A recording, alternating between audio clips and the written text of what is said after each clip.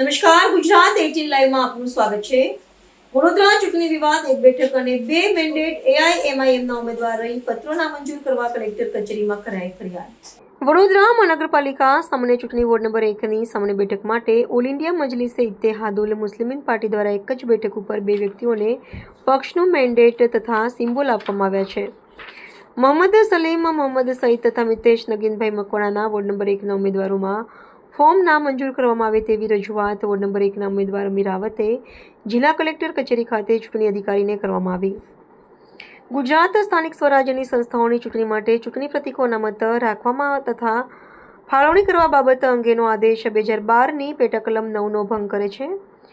ઉક્ત પેટા કલમ 9 મુજબ જો ચૂંટણી અધિકારી સમક્ષ એક કરતાં વધુ ઉમેદવાર માટે નમૂનો ખ રજૂ થાય તો તેવા સંજોગોમાં ચૂંટણી અધિકારીએ જે ઉમેદવારનું ઉમેદવારી પત્ર રજૂ થયું હોય અને તેવા ઉમેદવાર માટે મુદત દરમિયાન નમૂનો ખ રજૂ થતો હોય તેવા ઉમેદવારને જ પક્ષનો માન્ય ઉમેદવાર ગણવાનો રહે છે. તે સિવાયના અન્ય ઉમેદવારો કે જેમની તરફેણમાં પણ પક્ષ તરફથી નમૂનો ખ મળ્યો હોય તેવા ઉમેદવારોને ચૂંટણી અધિકારી કે તે પક્ષના ઉમેદવાર ગણવા નહીં. આથી આપશ્રીને નમ્ર વિનંતી કે ઉપરોક્ત કાયદાકીય જોગવાઈને ધ્યાને લઈ ઓલ ઇન્ડિયા મજલિસે ઇત્તેહાદુલ મુસ્લિમીન પાર્ટીના જે ઉમેદવારનું ઉમેદવારી પત્ર પ્રથમ રજૂ થયું ન હોય તેવા ઉમેદવારનું ફોર્મ નામંજૂર કરી નિયમ અનુસાર યોગ્ય કાર્યવાહી કરવા વિનંતી છે. ઇલેક્શન વોર્ડ નંબર 1માં અમે ઉમેદવારી નોંધાવી છે.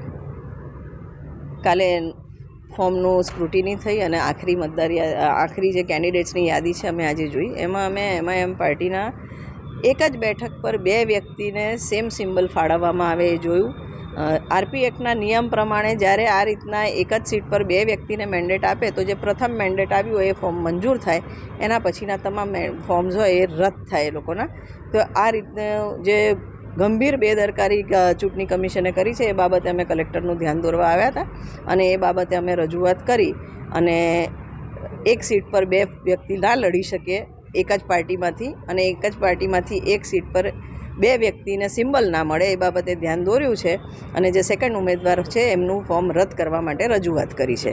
આ સાથે વર્ગીકરણમાં બી ઘણા બધા ભૂલ જોયા છે અમે અને જે બેઠક પરથી જેમને ઉમેદવારી નોંધાવી હોય એ ત્યાં રિફ્લેક્ટ નથી થતું એ બાબતે બી રજૂઆત કરી છે. ફોર એક્ઝામ્પલ, મેં સામાન્ય બેઠક પરથી મારી ઉમેદવારી નોંધાવી છે, મારી પાર્ટીએ મેન્ડેટ સામાન્યમાં આપ્યો છે પણ મારામાં વર્ગીકરણ સામાન્ય સ્ત્રીનું છે. આ બાબતે બી અમે ધ્યાન દોર્યું છે અને અમને એશ્યોરન્સ મળ્યું છે કે બધામાં યોગ્ય કાર્યવાહી કરીને કાલે જે આખરી યાદી આવશે એમાં બધા કરેક્શન થઈ જશે.